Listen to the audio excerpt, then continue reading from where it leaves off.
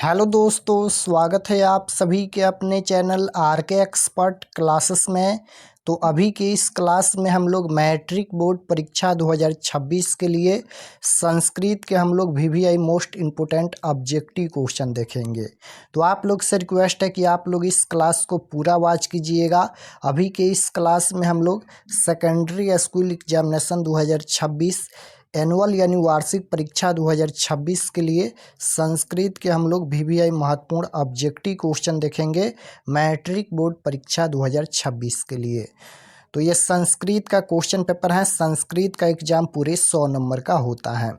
तो पहला number question यहाँ पर पूछा गया है कि स्वामी दयानंद का जन्म कहाँ हुआ था। स्वामी दयानंद का जन्म कहाँ हुआ, गुजरात में या मध्य प्रदेश में या बंगाल में या उत्तर प्रदेश में।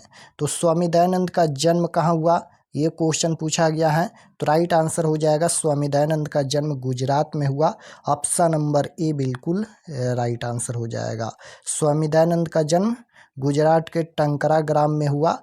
क्वेश्चन नंबर 2 पूछा गया है कि कूटनिम्नतम काव्य के कवि कौन है। बताना है कि कूटनिम्नतम काव्य के कवि कौन है। तो राइट आंसर आपको याद रखना है, कूटनिम्नतम काव्य के कवि कौन है, दामोदर गुप्त। ऑप्शन नंबर बी बिल्कुल राइट आंसर होगा।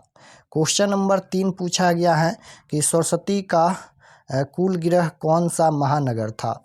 भागलपुर, नालंदा, पाटलिपुत्र यानी पटना या दरभंगा। तो सरस्वती का कुल गृह कौन सा महानगर था, तो पाटलिपुत्र था। ऑप्शन नंबर सी बिल्कुल राइट आंसर हो जाएगा, पाटलिपुत्र यानी पटना।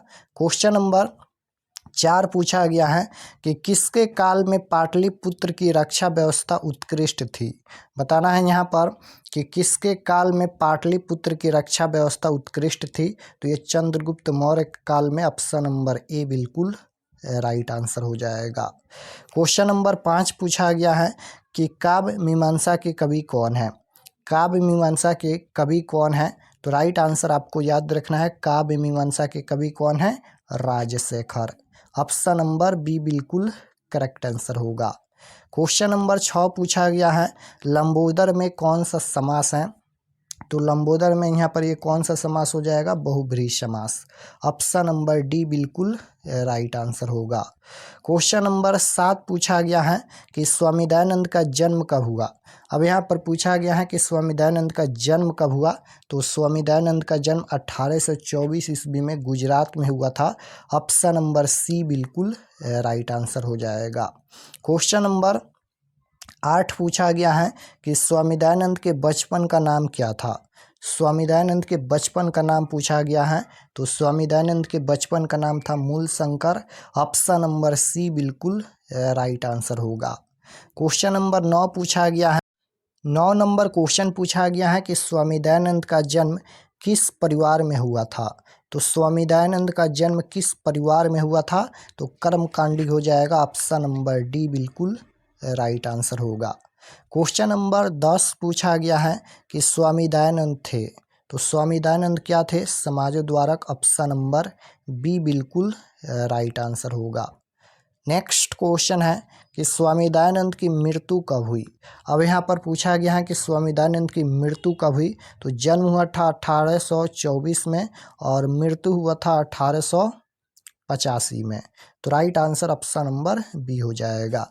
स्वामी दयानंद की मृत्यु 1885 ईस्वी में हुआ था और जन्म कब हुआ था, 1824 में। क्वेश्चन नंबर 12 पूछा गया है मंदाकिनी वर्णम पाठ के कवि कौन है। मंदाकिनी वर्णम पाठ के कवि कौन है, तुलसीदास, व्यास, वाल्मीकि या कालिदास। तो मंदाकिनी वर्णम पाठ के कवि कौन है, तो मंदाकिनी वर्णम पाठ के कवि हैं वाल्मीकि जी। ऑप्शन नंबर सी बिल्कुल राइट आंसर होगा। क्वेश्चन नंबर 13 पूछा गया है कि मंदाकिनी वर्णम पाठ रामायण के किस कांड से संग्रहित हैं। तो मंदाकिनी वर्णम पाठ रामायण के किस कांड से संग्रहित हैं, तो राइट आंसर हो जाएगा अयोध्या कांड से। ऑप्शन नंबर बी बिल्कुल राइट आंसर होगा, अयोध्या कांड से। क्वेश्चन नंबर 14 पूछा गया है कि शैशवावस्था के संस्कार कितने हैं। बताना है कि शैशवावस्था के संस्कार कितने हैं। तो राइट आंसर आपको याद रखना है, 6 संस्कार हैं। ऑप्शन नंबर ए बिल्कुल राइट आंसर हो जाएगा। कुल संस्कार पूछा जाएगा तो भारतीय कुल संस्कार 18 होता है। क्वेश्चन नंबर 15 पूछा गया है शिक्षा संस्कार कितना है, तो शिक्षा संस्कार 5 है, option number A right answer हो जाएगा। क्वेश्चन नंबर 16 पूछा गया है कि पुष्पवन संस्कार कब होता है। पुष्पवन संस्कार कब होता है, तो पुष्पवन संस्कार होता है जन्म से पहले, ऑप्शन नंबर ए बिल्कुल राइट आंसर होगा। क्वेश्चन नंबर 17 पूछा गया है कि मंडप निर्माण का आयोजन किस संस्कार में होता है। मंडप निर्माण का आयोजन किस संस्कार में होता है, तो विवाह संस्कार में, ऑप्शन नंबर बी बिल्कुल राइट आंसर होगा। क्वेश्चन नंबर 18 है कि मनुष्य का गुण दोष किससे निर्धारित होता है। मनुष्य का गुण दोष किससे निर्धारित होता है, तो संस्कार से होता है, ऑप्शन नंबर ए बिल्कुल राइट आंसर होगा।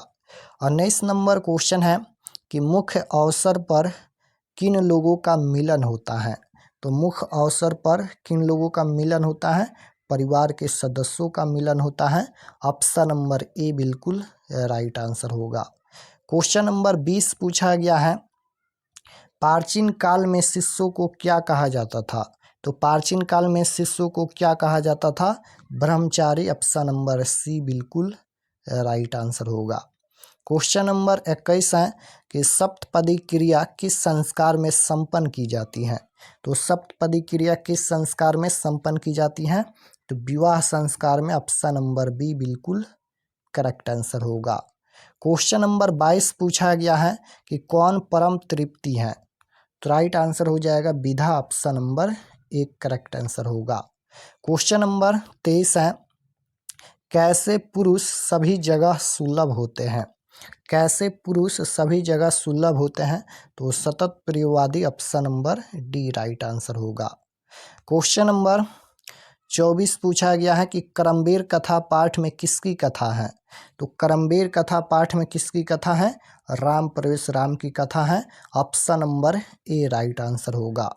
क्वेश्चन नंबर 25 है कि भारत सदा सेवित है, तो भारत सदा सेवित है नदियों से भी, पर्वतों से भी, सागरों से भी, तो right answer option number D हो जाएगा, इनमें से सभी।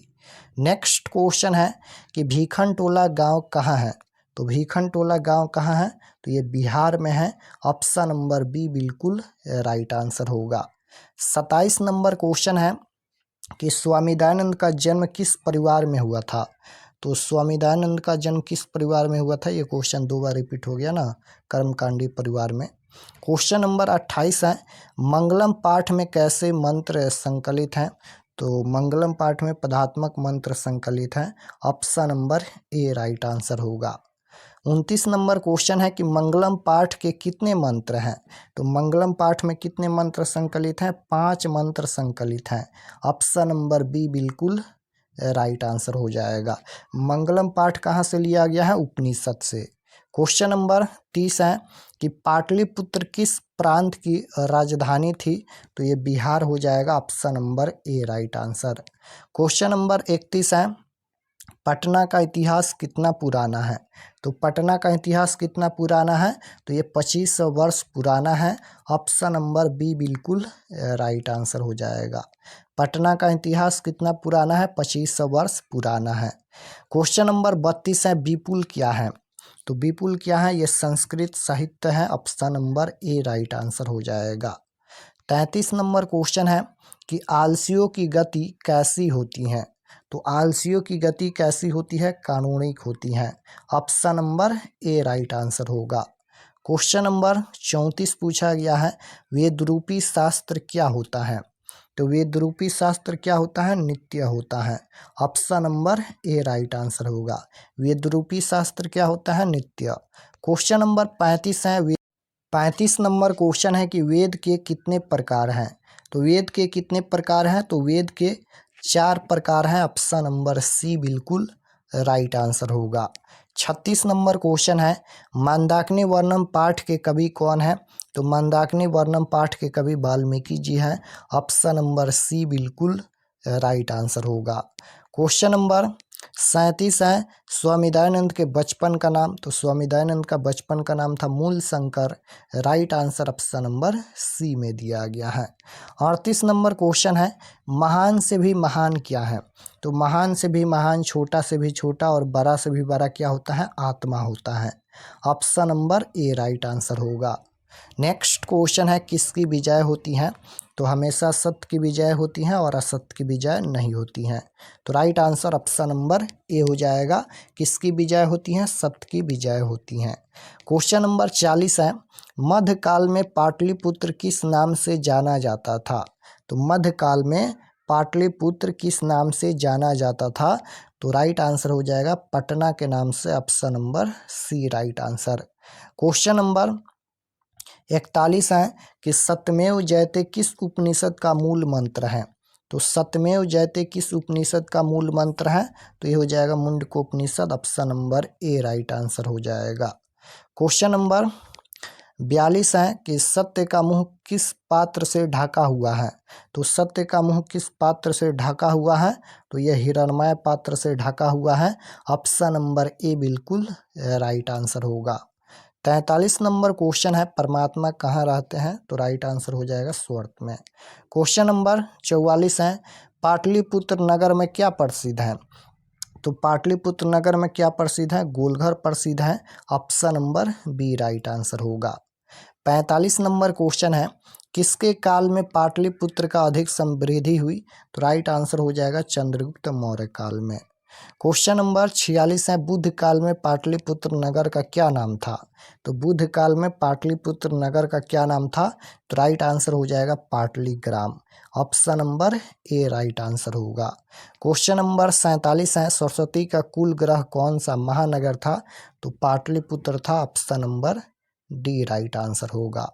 48 नंबर क्वेश्चन है पटना नगर की पालिका देवी कौन है। तो पटना नगर की पालिका देवी कौन है, Patan Devi. Option number C right answer होगा। 49 नंबर क्वेश्चन है पटना के किस दिशा में गंगा नदी बहती है।